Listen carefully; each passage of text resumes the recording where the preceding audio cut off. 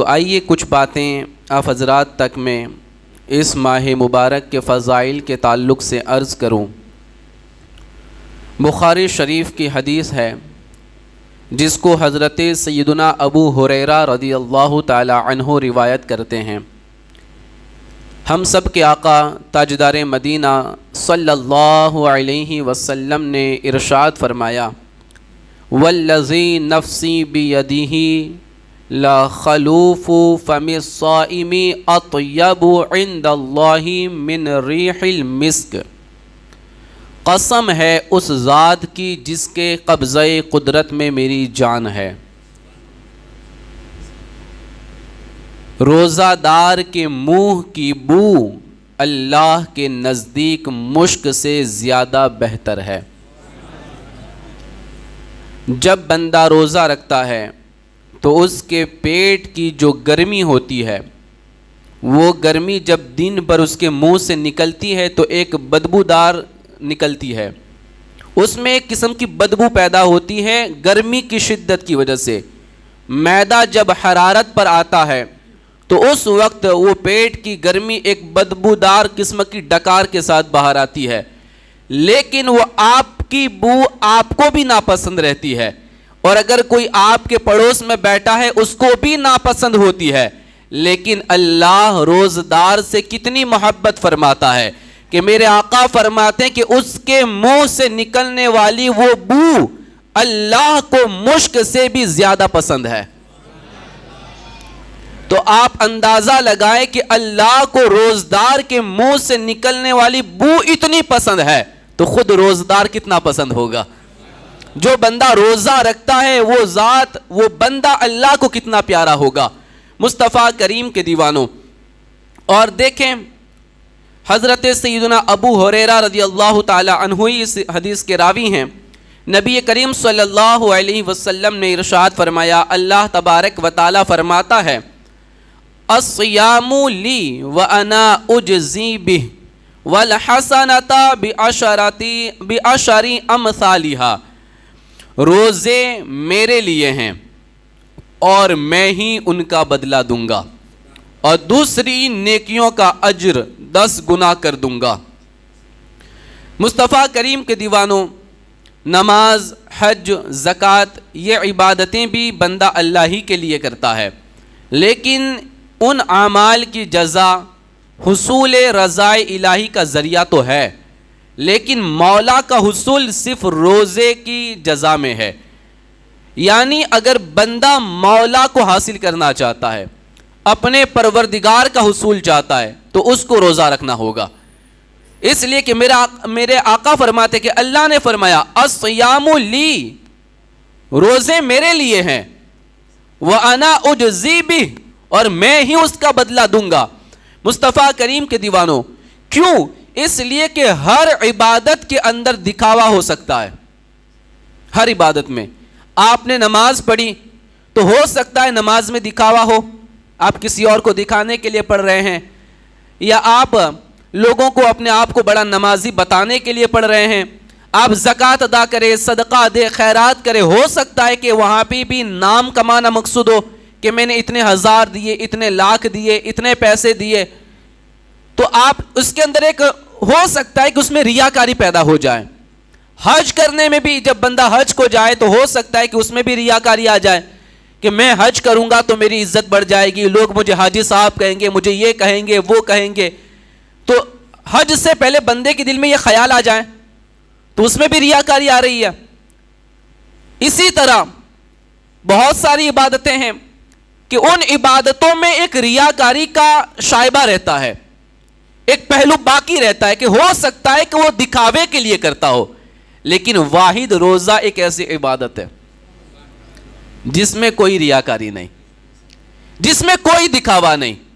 اس لیے کہ اگر دکھانے کے لیے کیا ہوتا، روزہ رکھا ہوتا، تو ہو سکتا وہ چھپ کے پانی پی لیتا، وہ چھپ کے کھانا کھا لیتا، لیکن روزے کی حالت میں بندہ اگرچہ اکیلا ہو، جنگل میں ہو یا کسی بند کمرے میں ہو، اس کو شدت کی بھوک لگی ہو، پیاس لگی ہو، بے چینی ہو، لیکن سامنے پانی ہے لیکن ہاتھ نہیں لگاتا، سامنے کھانا ہے لیکن وہ کھاتا نہیں ہے.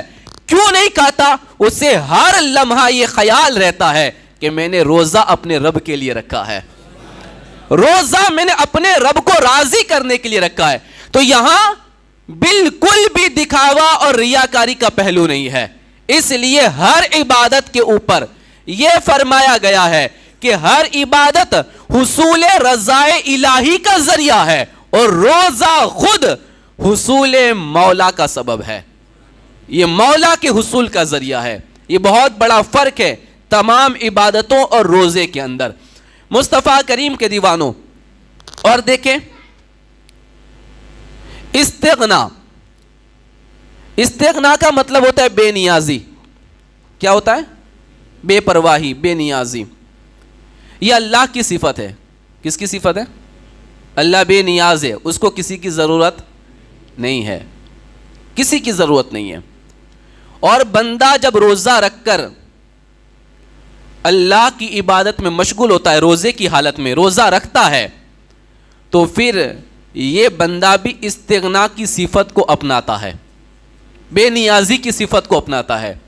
کسی سے کوئی مطلب نہیں, مجھے مطلب تو رب کی رضا سے ہے, کسی سے کوئی مطلب نہیں. تو وہ ایک گناہ صفت خداوندی کا مظہر ہو جاتا ہے.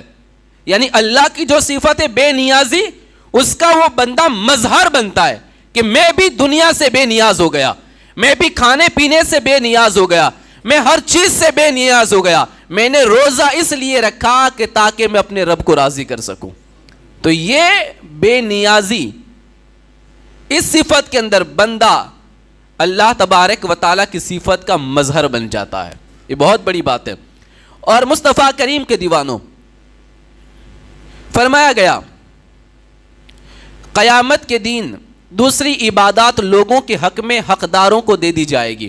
آپ نے یہ بات سنی ہوگی, میں نے حدیث مبارکہ کئی مرتبہ بیان کی ہے. قیامت کے دن اگر کسی نے کسی کا حق مارا ہوگا, کسی کا پیسہ دبا لیا ہوگا, کسی کی زمین دبا لی ہوگی, کسی کا کوئی بھی حق مارا ہوگا, جو بندے کا حق ہے نا, اگر کسی نے مار لیا ہوگا, گالی دی ہوگی, اس کو ستایا ہوگا, مارا ہوگا, کچھ بھی کیا ہوگا, قیامت کے دن یہ بندہ اللہ کی بارگاہ میں جائے گا اور عرض کرے گا مولا فلاں بندے نے میرے ساتھ یہ سلوک کیا تھا اور میرا جو حق تھا اس نے غصب کر لیا تھا, مجھے اپنا حق دلا دے, مجھے میرا حق دلا دے. تو پھر اللہ تبارک و تعالی اس بندے کو بلائے گا اور کہے گا کہ اب اس کا حق واپس کر دو. تو کیا کروں, میرے پاس تو کچھ ہے ہی نہیں. تو اس وقت پھر ہوگا کہ تیری جو نیکیاں ہیں وہ نیکیاں اس کو دے دے. کیا ہوگا؟ نیکیاں اس کو دے دے. اسی لیے میرے آقا نے فرمایا نا صحابہ سے, صحابہ جانتے ہو مفلس کون ہے, کنگال کون ہے؟ تو پھر صحابہ نے عرض کیا حضور وہی تو مفلس ہے جس کے پاس مال و دولت نہ ہو, دینار و درہم نہ ہو. تو اس وقت میرے آقا نے فرمایا نہیں, مفلس وہ نہیں جس کے پاس دینار و درہم نہیں, مفلس تو وہ ہے جو قیامت کے دن بہت ساری نیکیاں لے کر آئے گا, لیکن لوگوں کو دینے میں ہی اس کی نیکیاں ختم ہو جائے گی اور لوگوں کے گناہ لے کر وہ خود بڑا گنہگار بن جائے گا, بہت بڑا گنہگار بن جائے گا. یہاں سے تو نیکیاں لے کے جائے گا, نماز, روزہ, زکوٰۃ, حج, قربانی سب لے کے جائے گا, بہت ساری نیکیاں لے کے جائے گا, لیکن نماز پڑھ کے کسی کو گالی بھی دی ہوگی, نماز پڑھ کے کسی کی زمین بھی لے لی ہوگی, نماز پڑھ کے کسی کو ستایا بھی ہوگا, لوگوں کا حق مار لیا ہوگا, بانجوں کا حق لے لیا, بہن کا حق لے لیا, بھائی کا حق لے لیا. یہ جو حق غصب کر لیا ہوگا نا نمازیں پڑھ کر بھی, وہ قیامت کے دن ان کو دینا پڑے گا, یہ نیکیاں دینی پڑے گی. اور جب نیکیاں ختم ہو جائے گی, حق لینے والے ابھی بھی کھڑے ہوں گے, مولا ہمارا بھی حق ابھی باقی ہے, نیکیاں ختم ہو گئی, تو ابھی کیا ہوگا؟ اللہ فرمائے گا تم اپنے گناہ اس کو دے دو, اب اپنے گناہ اس کو دے دو جس نے حق مارا تھا. تو یہ بندہ نیکیاں لے جا کر بھی کنگال ہو جائے گا, مفلس بن جائے گا. تو پتہ یہ چلا کہ قیامت کے دن نیکوکار نیکیاں لے جا کر بھی وہ لوگ اپنے ہاتھ کو خالی کر بیٹھیں گے نیکیوں سے جو دنیا میں لوگوں کا حق مارتے ہیں. لوگوں کا حق مارتے ہیں۔ اس لیے ہر نمازی، ہر روزدار، حج کرنے والا، ہر عمرہ کرنے والا یا ہر صدقات اور خیرات کرنے والا اپنے آپ کو یہ نہ سمجھے کہ میں تو نیکیاں کر کے جا رہا ہوں تو سارا معاملہ بالکل میرا سیٹ ہی ہونے والا ہے اور مجھے جنت میں جانے سے کوئی روک نہیں سکتا۔ ہاں، یہ کب ہے؟ جب تم نے کسی بندے کو ستایا نہ ہوگا، کسی کا حق مارا نہ ہوگا۔ اب یہ بندہ 50 لوگوں کی جیب کاٹ کے عمرہ کر رہا ہے تو پھر یہ عمرہ تو کل قیامت کے دن لوگوں کو بانٹنے میں ہی چلا جائے گا نا، اور اس پر ثواب بھی نہیں ملنے والا۔ تو اس لیے کسی سے لے کر پھر خیرات نہ کرو۔ کچھ لوگ کہتے ہیں نا کہ ہم لوگ تو لوگوں کو اگرچہ لوٹتے ہیں لیکن ہم خیرات بھی تو کرتے، صدقہ بھی تو دیتے، غریبوں کو پالتے بھی ہیں۔ تو یاد رکھنا، ذرہ برابر فائدہ نہیں ہوگا، کچھ بھی فائدہ نہیں۔ اگر کسی کو ستا کے لے کر آئے ہو، پھر اگرچہ تم اچھا کاروبار کرو یا اچھا کام کرو، اس کا کوئی فائدہ نہیں ہے، خالی ہاتھ ہی جانا پڑے گا، کچھ نہیں ملے گا۔ تو فرمایا گیا کہ قیامت کے دن جب نیکیاں سب کو بانٹی جائے گی تو وہ ساری نیکیاں بانٹی جائے گی، لیکن روزہ وہ ہوگا جو بانٹا نہیں جائے گا۔ بلند آواز سے، روزہ کبھی کسی کو دیا نہیں جائے گا۔ فرمایا گیا کہ دیگر عبادات لوگوں کے حق میں حقداروں کو دے دی جائے گی، لیکن روزہ کسی کو نہیں دیا جائے گا۔ جیسا کہ ایک حدیث قدسی میں ہے، اللہ تعالیٰ فرماتا ہے کل العمل کفارۃ الا الصوم الصوم لی وانا اجزی بہ، بنی آدم کا ہر عمل اس کے گناہوں کا کفارہ بن جاتا ہے سوائے روزہ کے، روزہ میرے لیے ہے اور میں اس کا بدلہ دینے والا ہوں۔ یعنی حق مانگنے والا قیامت کے دن ہماری ساری نیکیاں لے جا سکتا ہے لیکن ہمارا روزہ نہیں لے جا سکتا، ہمارا روزہ نہیں لے سکتا۔ اس لیے یہ سیف عبادت ہے، یہ ہماری محفوظ عبادت ہے۔ خوب روزے رکھیں، کوئی کتنا بڑا مانگنے والا ہے، یہ روزہ جانے والا نہیں ہے۔ اس لیے خاص طور پہ روزہ رکھیں اور خوب عبادتیں کریں۔ مصطفیٰ کریم کے دیوانوں، حضرت ابو سعید خدری رضی اللہ تعالی عنہ سے روایت ہے، وہ فرماتے ہیں کہ رسول خدا صلی اللہ علیہ وسلم نے ارشاد فرمایا، جو شخص بھی ایک دن اللہ کی راہ میں روزہ رکھے گا، ایک دن، اللہ تعالی جہنم کی آگ کو اس کے چہرے سے 70 سال کی مسافت تک دور کر دے گا۔ ایک روزہ جو آپ کے چہرے سے جہنم کی آگ کو 70 سال دور کر دے گا۔ آپ پھر حساب لگاتے رہنا، آپ 30 روزے رکھ لیں، کتنے سال ہو رہے ہیں آپ کے، اور پھر آپ نے 1 سال رکھے ہیں، دوسرے سال کے جوڑ لیں، تیسرے سال کے جوڑ لیں۔ اگر آپ اپنی موت تک 50 سال تک روزے رکھ لیں اور حساب لگاتے رہیں، یقیناً ایک ایک روزہ آپ کو جہنم سے 70 سال کی دوری پہ لا کے کھڑا کر دے گا۔ مصطفیٰ کریم کے دیوانوں، یہ کتنا بڑا عمل ہے جہنم سے بچنے کے لیے، جہنم کی آگ سے بچنے کے لیے۔ اور بیماریوں کا خاتمہ کرنا ہے تو روزہ رکھو،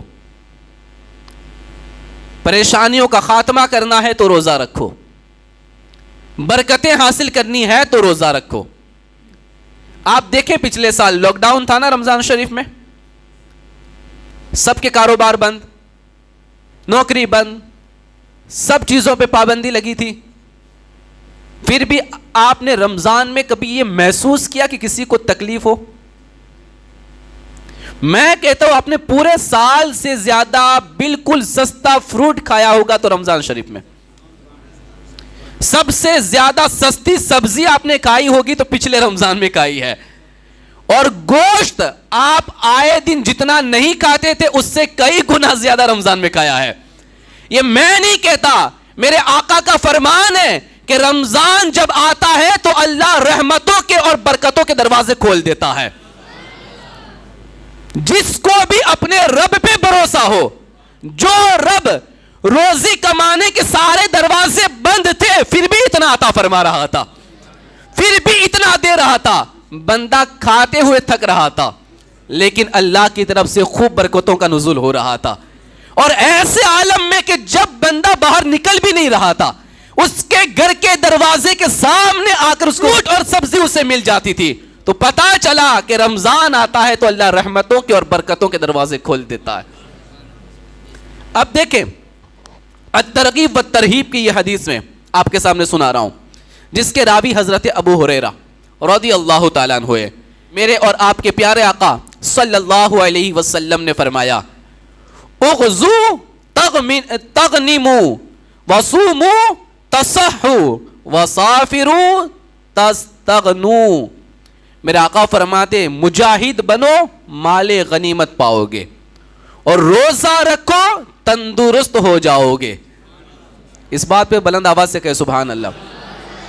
روزہ صحت دیتا ہے، روزہ تندرستی دیتا ہے، روزہ ہر قسم کی بیماری کو بھگا دیتا ہے، ہر قسم کی بیماری کو، جس کے علاج کے اندر آج تک سائنسدان دوا نہیں بنا سکے، اس کی دوا بھی روزہ ہے.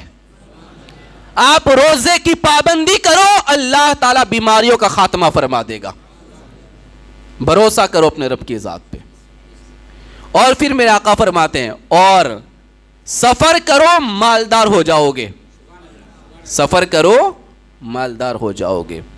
میرے خیال سے آدرش نگر میں جتنے بھی لوگ رہتے ہیں وہ سارے کے سارے اپنے وطن سے آئے ہیں، ایک مسافر بن کے آئے ہیں، سفر کر کے آئے ہیں.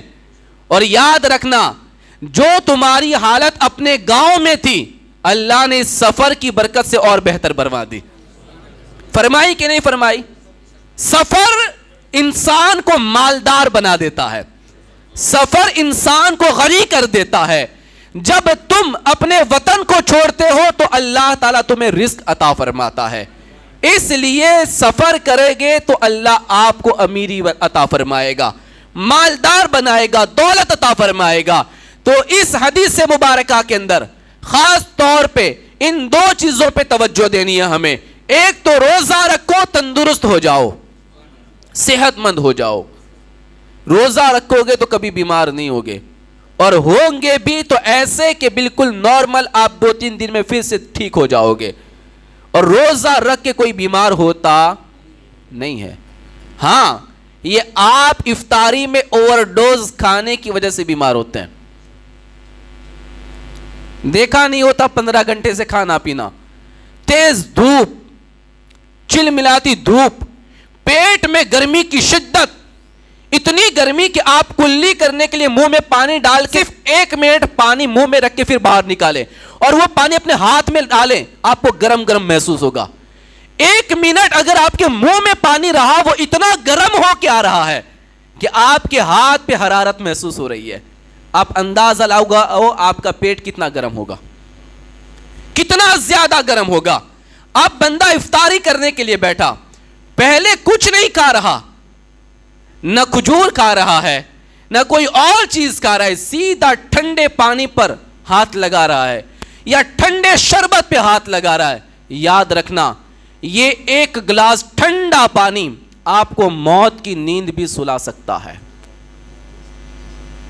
موت کی نیند بھی سلا سکتا ہے. ویسے ہی تھوڑی میرے آقا نے کھجور کھا کے روزہ افطار کرنے کو سنت قرار دیا ہے. بلند آواز سے کہے نا، جس نے سب سے پہلے کھجور کھایا اور پھر پانی پیا، اس کو کبھی افطاری تکلیف نہیں دے گی، کبھی پریشانی نہیں ہوگی. کھجور کھاؤ، کھجور آپ کے پیٹ کے حساب سے بہت مفید ہوتی ہے. اللہ نے وہ ہر قسم کے مادے اس میں رکھے ہوئے ہیں جو تمہیں ضروری ہوتے ہیں. فرمایا گیا سحری میں بھی کھجور کھاؤ اور افطاری میں بھی کھجور کھاؤ، دونوں ٹائم کھجور کا استعمال کرو. اور ہو سکے تو سخت گرمی کے اندر ایک دم ٹھنڈا نہ پانی پیئے، نہ ایک دم ٹھنڈا شربت پیئے ٹھنڈا لیکن نارمل. ہو سکتا ہے کہ ایک ٹھنڈا گلاس آپ کو مار سکتا ہے، ہو سکتا ہے. اور کئی لوگ مر بھی چکے ہیں. جب 40-45 ڈگری تاپمان ہو اور پھر آپ بالکل ٹھنڈا ٹھنڈا پانی پی لیں تو پھر آپ کو تھوڑی دیر کے بعد الٹی ہوگی, اور الٹی کے بعد پھر آپ کے ہاتھ پیر سارے ڈھیلے ہو جائیں گے اور پھر ہو سکتا ہے کہ آپ مر بھی جائیں. اس لیے افطاری کے وقت اس بات کا خیال کریں, آپ کھائیں, کچھ نہ کچھ کھائیں, فروٹس کھائیں, پہلے کھجور کھائیں, فروٹس کھائیں, سب کچھ کھائیں, اس کے بعد تھوڑا تھوڑا پانی پیے, تو آپ کو انشاءاللہ کبھی تکلیف نہیں ہوگی. لیکن آپ اگر ٹوٹ پڑیں گے ٹھنڈے پانی پر تو یہ بڑا مشکل ہے. پھر آپ کہیں گے یار روزے تو بہت بھاری پڑ رہے ہیں. روزہ بھاری نہیں ہے, تیری خوراک بھاری ہے, تیرا افطار کرنے کا طریقہ غلط ہے. آپ روزے کو دوش مت دو, روزے کو آپ برا مت کہو. یہ تو میرے حضور کا فرمان ہے کہ روزہ رکھو صحت مند ہو جاؤ گے. تو ہمیں تو حضور کے فرمان پہ بھروسہ ہے, روزہ رکھنے والا کبھی بیمار ہوتا نہیں ہے. یہ تیرا ٹوٹ پڑنا کھانے اور پینے پر یہ تجھے بیمار کر دیتا ہے. اور فرمایا بخاری شریف کی حدیث ہے, میرے آقا فرماتے ہیں روزہ دار کے لیے 2 خوشیاں ہیں, 2 خوشیاں. ایک خوشی افطار کے وقت اور دوسری خوشی اللہ سے ملاقات کے وقت, جب وہ اپنے رب سے ملے گا قیامت کے دن. میں نے ایک روایت میں پڑھا, جب بندے اپنی اپنی قبروں سے اٹھیں گے قیامت کے دن اپنی اپنی قبروں سے, تو اللہ تبارک و تعالیٰ فرشتوں کو بھیجے گا, جاؤ فرشتوں استقبال کے لیے, آگے بڑھ کے استقبال کرو, ان کا ویلکم کرو. کن کا؟ مولا جو روزہ رکھتے تھے. آگے چل کے ان کا استقبال کیا جائے گا, آئیے چلیے میدان محشر کی طرف, اللہ تمہیں بلا رہا ہے. کن کو؟ روزہ داروں کو. خاص طور پہ روزہ رکھنے والوں کا استقبال قیامت کے دن کیا جائے گا, میدان محشر میں کیا جائے گا, اور اللہ فرشتوں کو بھیجے گا استقبال کے لیے. اب آپ خوش نصیب ہیں کہ قیامت کے دن آپ کے استقبال کے لیے اللہ کے فرشتے آئیں گے, آپ کو ویلکم کرنے کے لیے اللہ کے فرشتے آئیں گے. تو روزہ یہ بہت بڑی عبادت ہے. 2 خوشیاں اللہ اسے عطا فرماتا ہے, کہ افطار کے وقت, دوسری اللہ سے ملاقات کے وقت. مصطفیٰ کریم کے دیوانوں, نبی پاک صلی اللہ علیہ وسلم نے فرمایا جس نے 3 چیزوں کی حفاظت کی وہ یقیناً اللہ کا دوست ہے. اللہ کا دوست ہے. دوست کو عربی میں کیا کہتے ہیں؟ ولی. کیا کہتے ہیں؟ اللہ کا ولی ہے, وہ اللہ کا دوست ہے. اور فرمایا جو ان تینوں کو ضائع کر دے, چھوڑ دے, یقیناً وہ اللہ کا دشمن ہے. اللہ کا دشمن. کس سے دشمنی کر رہے ہو؟ خدا سے. کون سی 3 چیزیں؟ میرے آقا فرماتے ہیں روزہ, نماز اور جنابت کا غسل. جس نے روزے کی پابندی کی, نماز کی پابندی کی, اور جیسے اس پہ غسل فرض ہوا فوراً اس نے غسل کر لیا, وہ اللہ کا دوست ہے. اللہ کا دوست ہے. جس نے روزہ چھوڑ دیا, نماز چھوڑ دی, اور ناپاک تھا, نجیس تھا, اس پہ غسل فرض تھا, پھر بھی وہ غسل نہیں کر رہا اور نماز قضا کر رہا ہے, نماز چھوڑ رہا ہے, فرمایا وہ اللہ کا دشمن ہے. اللہ کا دشمن ہے. تو آپ کے ہاتھ میں آپ کو دوست بننا ہے یا دشمن بننا ہے؟ مصطفیٰ کریم کے دیوانوں, دیکھیں آخری بات فرمایا گیا الجنت مشتاقۃ الی 4 نفر. ویسے تو ہر بندہ جنت کی طلب رکھتا ہے نا, آپ سب کو جنت میں جانا ہے, مجھے بھی جنت میں جانا ہے, سب کو جنت کی طلب ہے. لیکن جنت کو بھی کسی کی طلب ہے. جنت کو, جنت یہ چاہتی ہے کہ یہ میرے اندر آ جائے, یہ میرے اندر داخل ہو جائیں. جنت طلب کر رہی ہے کہ تو آ جا میرے پاس. الجنت مشتاقۃ الی 4 نفر. جنت 4 لوگوں کی مشتاق ہے, 4 لوگوں کی تمنا کرتی ہے. نمبر 1 رمضان کے روزے رکھنے والے کی, نمبر 2 قرآن کی تلاوت کرنے والے کی, نمبر 3 اپنی زبان کی حفاظت کرنے والے کی, غیبت سے، چغلی سے، جھوٹ سے، فریب سے اور گانے سے، ہر قسم کی فحش گوئی سے جو اپنی زبان کی حفاظت کرتا ہے، جنت اس کی طلبگار ہے۔ نمبر 4، بھوکے پڑوسیوں کو کھانا کھلانے والے کی، جو اپنے بھوکے پڑوسی کو کھانا کھلائے، جنت اس کی طلبگار ہے، جنت اس کا انتظار کرتی ہے۔ کچھ لوگ جان بوجھ کے روزہ نہیں رکھتے اور پھر کہتے کہ یار ہماری تو ہمت نہیں ہوتی۔ اب آپ ایسا کہو گے تو پھر یقیناً اللہ تبارک و تعالی تمہیں کمزور کر دے گا، تمہیں مفلس کر دے گا، تمہیں ناتواں کر دے گا۔ ہمت بناؤ، اس لیے کہ اللہ تبارک و تعالیٰ کا قرآن میں فرمان ہے، ہم کسی پر اتنا بوجھ نہیں ڈالتے جس کو وہ برداشت نہ کر سکے، ہم اس کی طاقت کے مطابق ہی اس کو اوپر بوجھ ڈالتے ہیں۔ اور روزہ بوجھ تھوڑی ہے، روزہ تو ہمارے گناہوں کو دھونے کا سبب ہے، ہمیں جنتی بنانے کا ذریعہ ہے۔ اللہ سے دعا کریں مولا ہم سب کو اس کے لیے تیاری کرنے کی توفیق عطا فرمائے۔